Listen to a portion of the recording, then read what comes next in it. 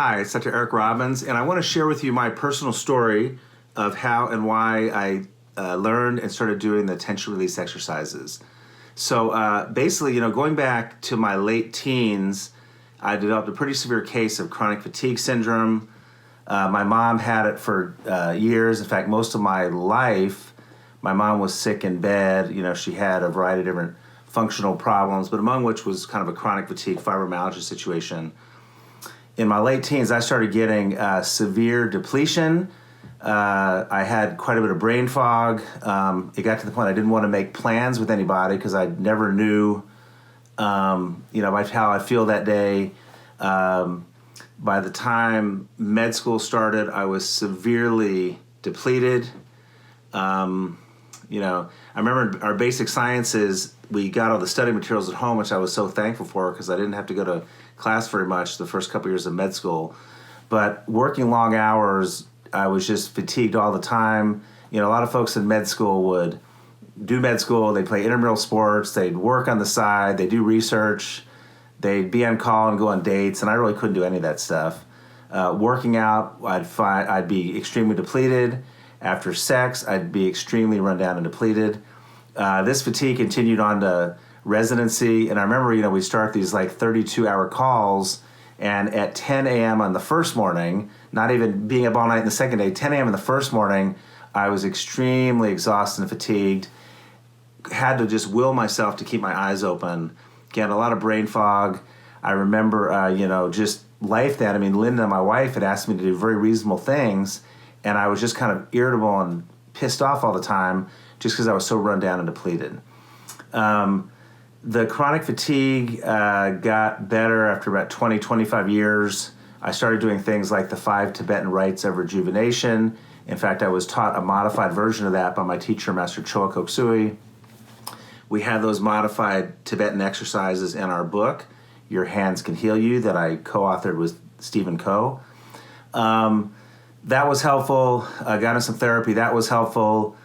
Listened to a sound technology called HoloSync, HOLOSYNC. It's made by a company called centerpoint.com. There's an E in the end of point. Very good technology. So I was much more functional going into my probably my 40s. Then after that, about 3.5 years ago, I started developing a constellation of symptoms that was going on for months. And what was happening, I developed this severe cognitive stuff. I had trouble thinking, had trouble retaining information, had this weird kind of twitching throughout my body, couldn't feel the hot water in my hands. It was actually becoming very concerning to me, extremely concerning. At the same time, I noticed if I ate after 7 p.m., I'd wake up in the morning, the food would be undigested in my stomach. And then the straw that broke the camel's back is I was in the office one day. And by the way, I made it to age 50, no major, these diagnosable medical problems, no medications, no surgeries, anything like that. I was sitting in the office one day. I remember it was about February, March of 2014. And bam, out of nowhere, my heart started racing at 220 beats a minute. I started getting dizzy and lightheaded and got sent to the ER. And I was sitting in the hospital and confused. I had a lot of despair. I had despair mainly because of the neurologic cognitive stuff. And with all due respect to my neurology consults, I was concerned I had a severe neurologic disease. My experience, the neurologists are good at diagnosing stuff, probably not as good as treating and curing neurologic diseases. So I was kind of frustrated and scared about that. I had not been given a formal diagnosis. My heart intermittently was racing very fast. I was put on beta blockers, which control the heart rate. They kept the heart rate down. And one day a doctor in the hospital came to see me, and he didn't explain things to me as quite as I'm explaining them to you, but I got the idea that's this. I realized that, in med school, they used to teach us if you're in the woods and the bear jumps out or you're somewhere and the mugger jumps out, you literally fight or flee, the fight or flight response. Or if something's happening to a little kid or an infant or a soldier that's pinned down in the war somewhere, and you can't fight or flee, you'll freeze. And freezing is a different physiology. Fight or flight is the sympathetic nervous system. A freeze is more of a parasympathetic response. Parts of the body shut down, There's a lot of lockdown, chronic tension and spasming and armoring of the musculature. But in med school, they teach us, assuming that you escape the threat, you get away from the bear, you escape the mugger, that your physiology is supposed to normalize and go back to normal. But I realized that day in that hospital that that's not what happens at all. I realized actually that we have these stressors and tensions and traumas, if you will, going on in our lives. And that puts our body and our physiology into a fight, flight, freeze state. And for many of us, that goes on autopilot. It's like a computer program always running under the surface, never turning off and affecting our body. Now, if you're running in fight or flight most of the time, it's almost like, they have these self-driving cars now. And so if you push on the gas, step on the accelerator, the car goes. But, there's going to be self-driving cars they're coming out now. And they have computer programs that tells the car how to run. So, for example, you could program that car that every time it's at a red light and the light turns green, that the gas just slams down hard, the car lays a scratch and accelerates super fast. If you do that repeatedly, where you're hitting the accelerator too hard too often, that's obviously not good for the car. Likewise, the computer program in the car will tell it when to brake. And again, normally we hit a nice, slow, easy brake, but what are the cars programmed that, when it's a quarter mile from the stoplight, it slams on the brakes abruptly and the car just screeches to a halt. If you do that repeatedly, that's not good for the car. And then what happens if you're trying to drive with the gas and the brakes on at the same time? You don't need to be a mechanic to know that that's not good for the car. And then, these self-driving cars have sensors that tell you when another car is getting too close. Is it veering into your lane? Are you veering into another lane? And there's sensors meant to protect you. But what would happen if this computer program in the self-driving car were such that these sensors were so sensitized that they're reacting and sending danger signals to the car, telling it how to respond when there really isn't any danger? The car is not veering into your lane. The obstacle is way the heck down the road, not causing any danger to you. So what I realized is that we have these stresses, tensions, traumas early in our life. It adjusts our physiology in such a way that it becomes kind of like the self-driving car. Hitting the gas, stepping on the accelerator, is akin to the sympathetic nervous system, which is our fight or flight. The brakes is akin to the parasympathetic nervous system, which is normally our rest and digest system. But when we go into this freeze mode, it wreaks all kind of havoc, and then we're braking too much, and everything's slowing down, and we feel horrible, and that type thing. But I realized that day in the hospital that my body and my physiology, I was locked into a stress physiology. One thing that had occurred to me shortly before I was hospitalized is this. I've had my share of tough days in the hospital. A lot of patients, sometimes folks not doing well, big complex surgeries. So there were days I knew clearly I had a stressful day. But I remember other days I'd be driving home and I'm thinking to myself, wow, today was like a real easy day. Some patients didn't show up. And I still felt a lot of stress in my body. And that's when I realized, man, this stress is going and I can't turn it off. Okay. Now, the other thing, even with my neurologic stuff, I don't know whether it was Lou Gehrig's, multiple sclerosis. I don't know what it was. It was never diagnosed. One thing I knew, though, I know the body tends to heal itself, but I also know intuitively, the body does not heal itself very well when it's locked in a chronic fight, flight, freeze, stress physiology. Okay.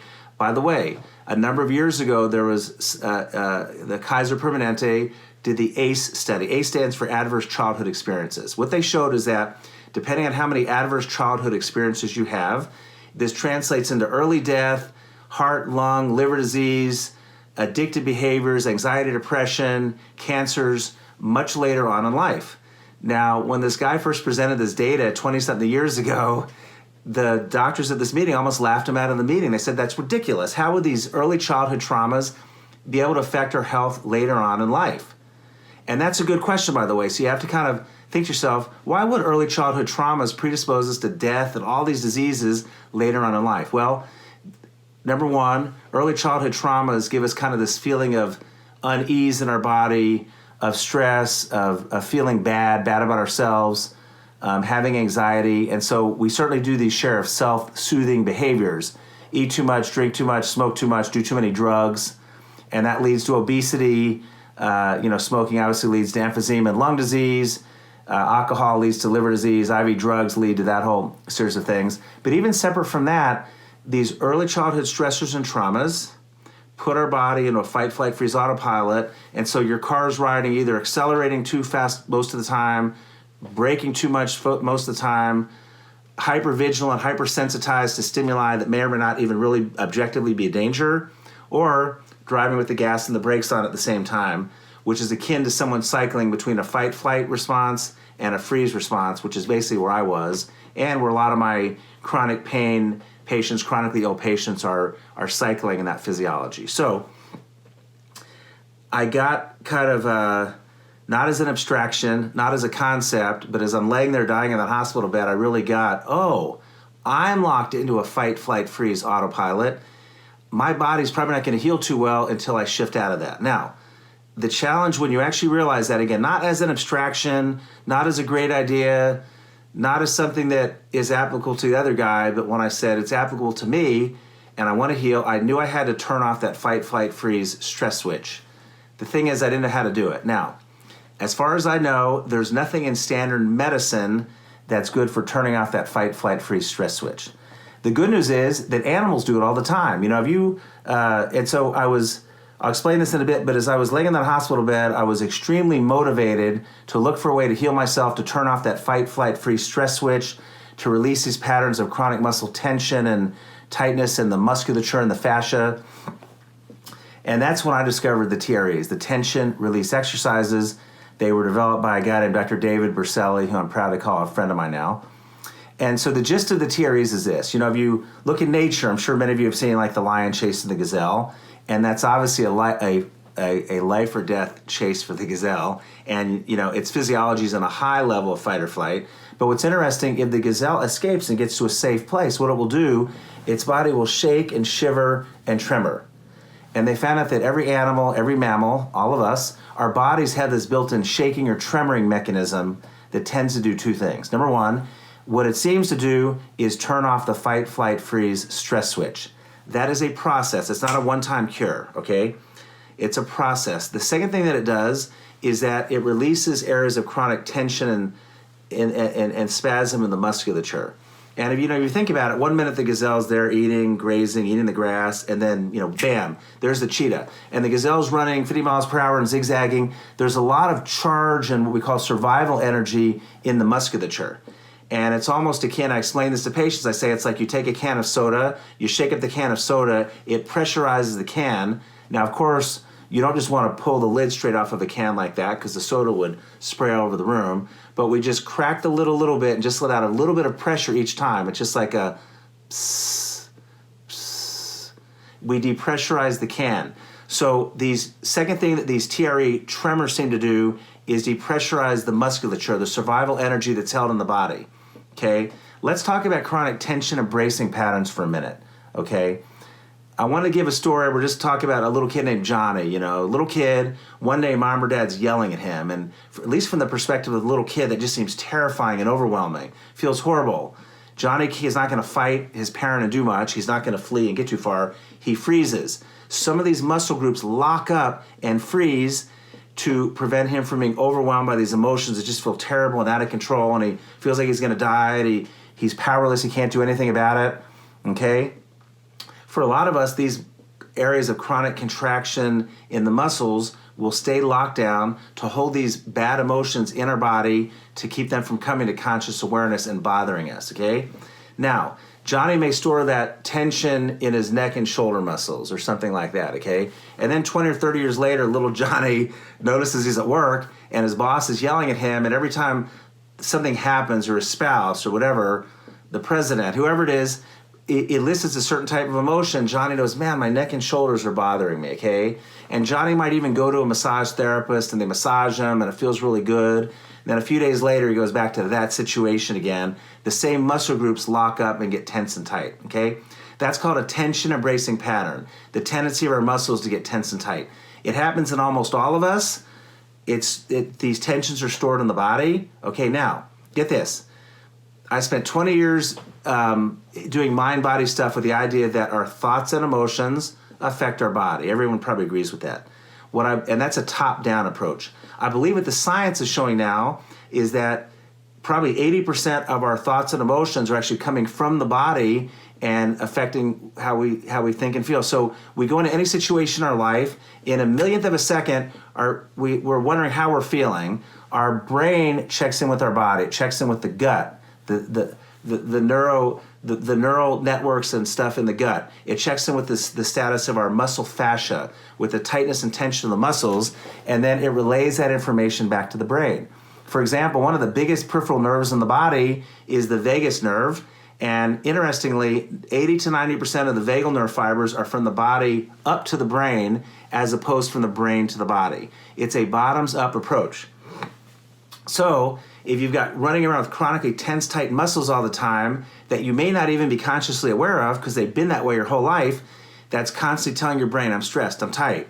Okay? As Dr. Berceli says, we're meant to be pulsatile organisms. Our body's meant to flow and pulsate. The energy is meant to flow. By the way, for those of you who do energy healing, acupuncture, pranic healing, whatever, those energy healing fields say there's an energy that flows to the body that allows that to happen. When the energy is blocked, it predisposes to disease. Then they all try and unblock the energy. I've long wondered, though, why is the energy blocked to begin with? It's like God looking down at somebody, at John, and blocking John's energy for no reason? Probably not. In my experience and opinion, the biggest reason for blocked energy, blocked chi, blocked prana, blocked meridians, blocked chakras in the body is how we're holding these areas of chronic tension and spasm in the musculature and in the fascia, okay? So the second thing the TREs do, these tremors seem to unwind over time. It's a process. It's not a one-time cure. Unwind and loosen these areas of chronic tension in the body. That releases a lot of energy, okay? It actually unblocks meridians. My practice of TRE, as a side note, cured a 17-year history of some Kundalini Syndrome in me. A few of you will know what that means. Since our brain's constantly, in a millisecond, checking in with our body, our musculature, the fascia, the gut, to see how we're feeling and how we're doing and how much energy we have and all that kind of stuff, what our mood is, if you start to soften and loosen the body and it pulsates and the energy's flowing and the muscles aren't as tight, it relates to your brain, hey, I'm doing well, I'm safe. The brain can calm down. There's less fight or flight that way, okay? So I was very motivated to find a way to heal myself. I discovered these TRE exercises. I realized that in animals, this tremor mechanism seems to turn off over time the fight, flight, freeze, stress switch. And number two, release patterns of chronic tension and spasticity in the muscles, which also helps us feel better and tells our brain that we're safe, and it can downregulate the nervous system.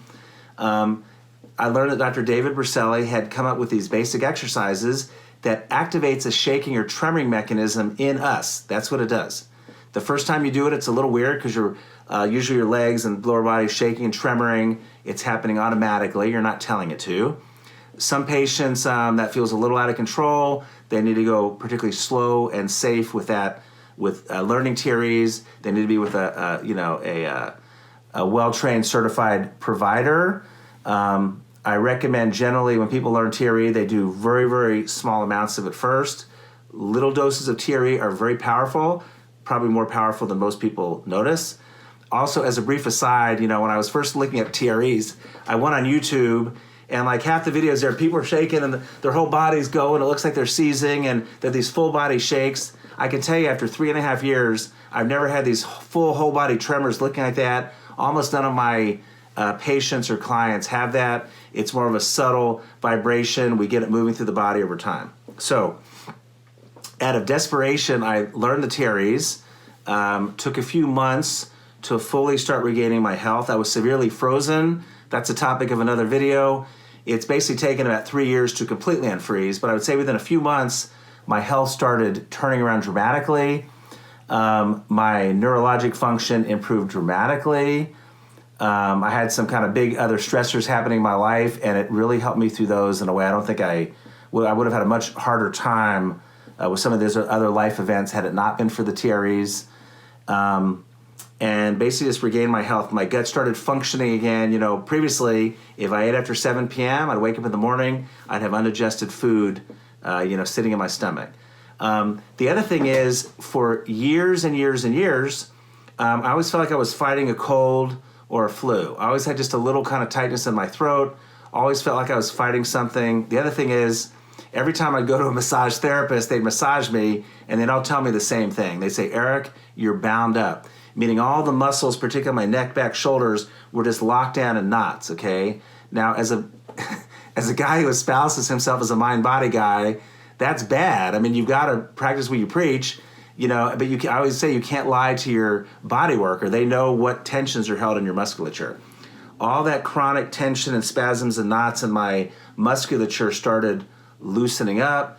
I finally actually cured the chronic fatigue by doing the practice of the TREs. This feeling of always being on the verge of having a cold or flu finally went away after years of that.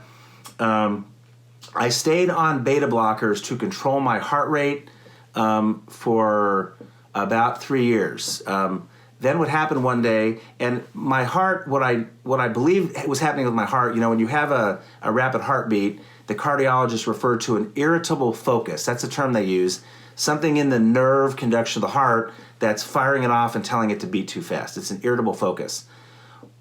What I believe happened in my case is that if I really break it down and slow it down, I'd have a very uncomfortable, anxious feeling in my chest area.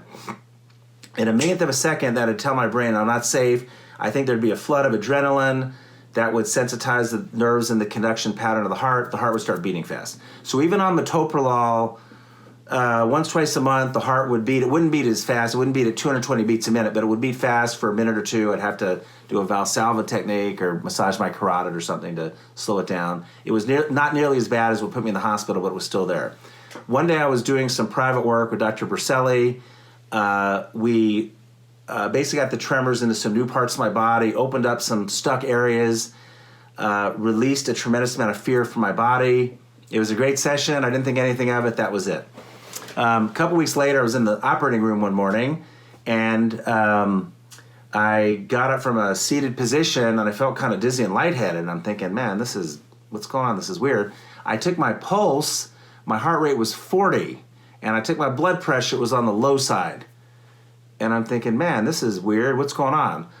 I went to see my cardiologist. They did a bunch of tests. Long story short, what had happened is I'd finally I finally kind of healed the irritable focus, so to speak, in my heart.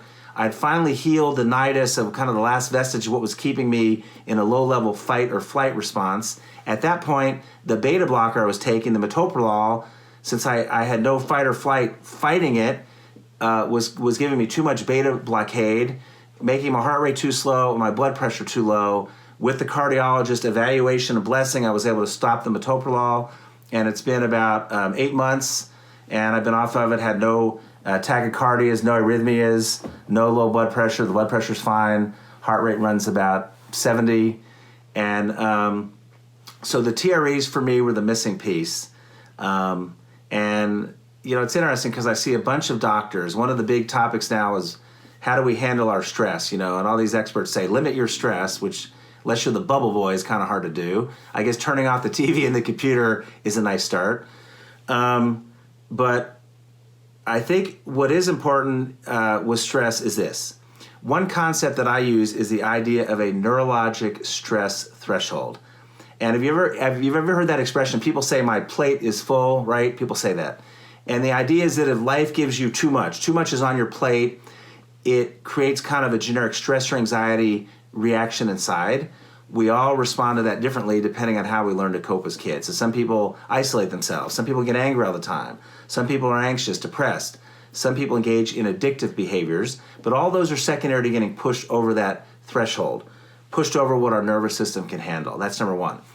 The second idea is that for many of us, early childhood stressors, traumas, developmental traumas, things like that, sometimes even picked up from the womb, from your mom's stress, affects your brain and your nervous system's ability to handle stress, makes it easier to get stressed, affects the genes that help you handle stress better. That's an epigenetic factor. And the simple explanation is that it gives you a small plate, okay? So if your plate is this big, that's all you can handle from life, from your patients, whatever, from your coworkers, anything, before you feel stressed, okay? Now, people go to a therapist. That's very good. They dump it out, their stuff, but the plate's still this big, okay? People exercise, they do yoga, they meditate, all that's very good, but the plate may still be very small, okay? The paradigm shift is, what would happen if you get a much bigger cup or plate, okay? In my case, I'd say I went from about a 1 ounce shot glass. No, I didn't drink alcohol. That's just kind of a metaphor for how big my cup was, to now like a 64 ounce big gulp. So I can just handle a lot more stuff coming at me from life without feeling stressed, overwhelmed, having my physiology react like that. So again, I was able to heal my neurologic stuff, put an end to my chronic fatigue, don't feel like I'm getting sick all the time, healed kind of my gut issues where they weren't digesting, healed the, probably was like an SVT or a supraventricular tachycardia. It helped me heal a lot of stuff. I find it extremely useful for patients. I've got a big practice with folks with chronic pain, chronic urologic problems, weird functional stuff. And most diseases, I find that most patients these days with chronic illnesses particularly that don't respond to the standard medical treatment, medication, surgery, therapy, whatever, their bodies are able to heal themselves to a great degree, but not when they're locked in a stress physiology. We have to find a way of turning that off. In my opinion and experience, the TREs seem to do that. And that's why they're so powerful. They literally saved my life. I'm so thankful to David Berceli for that. And I've been teaching them to 2 to 4 patients a day. And again, it's putting the patient in a physiology where their body's able to heal itself, in addition to everything else we do in standard medicine. So I hope this helps. Talk to you soon.